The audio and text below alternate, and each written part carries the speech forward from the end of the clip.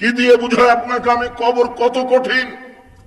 রাসূল সাল্লাল্লাহু আলাইহি ওয়াসাল্লাম বলেন, যখন তাকে কবরে জিজ্ঞাসা করা হবে দ্বীন সম্পর্কে, মুহাম্মদ সাল্লাল্লাহু আলাইহি সাল্লাম সম্পর্কে, ইসলাম সম্পর্কে, সে যদি উত্তর দিতে না পারে, ইয়াযরিবু যারবাতান, এত জোরে তাকে ফেরেশতা মারবেন, ইয়াসিহু সাইহাতান, সে বাপরে মারে করে চিৎকার করবে, ইয়াসমু মা বাইনাল মাশরিক ওয়াল মাগরিব ইল্লা সাকালাইন, সারা পৃথিবীর জীবজন্তু, কীটপতঙ্গ, পদার্থ, জড় পদার্থ সবকিছু তার চিৎকার শুনতে পাবে, মানুষ আর জিন শুনতে পাবে না।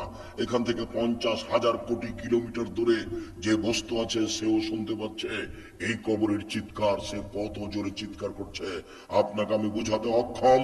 মুহাম্মদ সাল্লাল্লাহু আলাইহি ওয়াসাল্লাম বলেছেন, যে মারে সে চোখে দেখে না, যে মারে সে কানে শোনে না, যে মারে সে ফেরেশতা, তার রং বিভিন্ন ধরনের, কালো নীল, ভিন্ন ধরনের রং, চোখে দেখে না, কানে শোনে না, কোথায় মারছে আর চিৎকার যে করছে ও শুনতে পায় না, যার কারণে তার মারার গতির পরিবর্তন হয় না।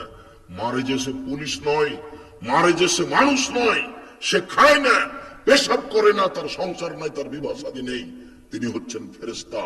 প্রথম বাড়িও যেমন শেষ বাড়িও তেমন, এইভাবে তাকে মারতে থাকবে বিচারের দিন পর্যন্ত।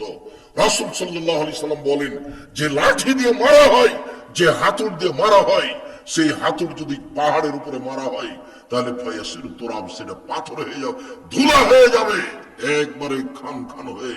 পাহাড়ের উপরে মারা হলে পাহাড় ধুলা হয়ে যাবে। যেই হাতুড় দিয়ে মারা হয়, সেই হাতুড়টা যদি পাহাড়কে মারা হয় তাহলে পাহাড় ধুলা হয়ে যাবে। মুহাম্মদ সাল্লাল্লাহু আলাইহি সাল্লাম এইভাবে বলেন। কি দিয়ে বুঝায় আপনাকে আমি কবর কত কঠিন?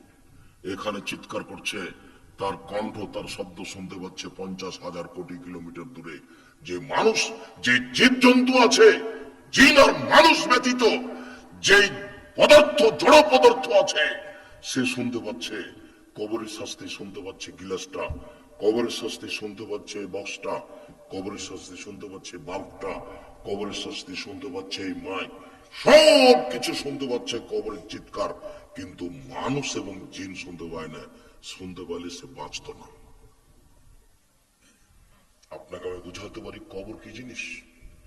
রাসূল সাল্লাল্লাহু আলাইহি সাল্লাম দিন রাত কবরের শাস্তি থেকে বাঁচতে চাইতেন। যখনই তিনি জানাজায় দাঁড়াতেন, তখন লোকটার জন্য কবরের শাস্তি থেকে আল্লাহর কাছে বাঁচতে চাইতেন, আল্লাহ তুমি তাকে কবরের শাস্তি থেকে বাঁচাও। সম্মানিত দিনী ভাই বোন, বাড়ির পিছন দিকে যে 2 হাত 2.5 হাত গর্ত করে কবর করা হয়েছে, তার নাম কবর নয়। সেটাই যদি কবর হতো, তাহলে যাকে বাঘে খেয়ে নিল তার কবর কোথায়? কবরস্থানে 2-2.5 হাত যে কবর করা হয়, সেটাই কবর নয়। সেটাই যদি কবর হতো, তাহলে যে আগুনে জ্বলে ছাই হয়ে গেল তার কবর কোথায়? সেটাই যদি কবর হতো, তাহলে যে পানিতে ডুবে হারিয়ে গেল তার কবর কোথায়?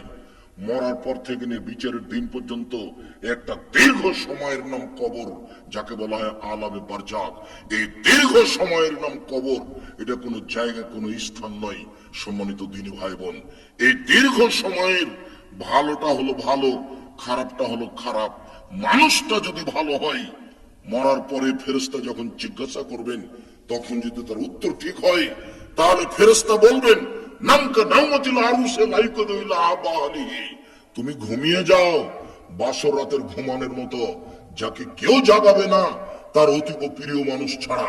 তুমি ঘুমিয়ে যাও বাসর রাতের ঘুমানোর মতো, যাকে কেউ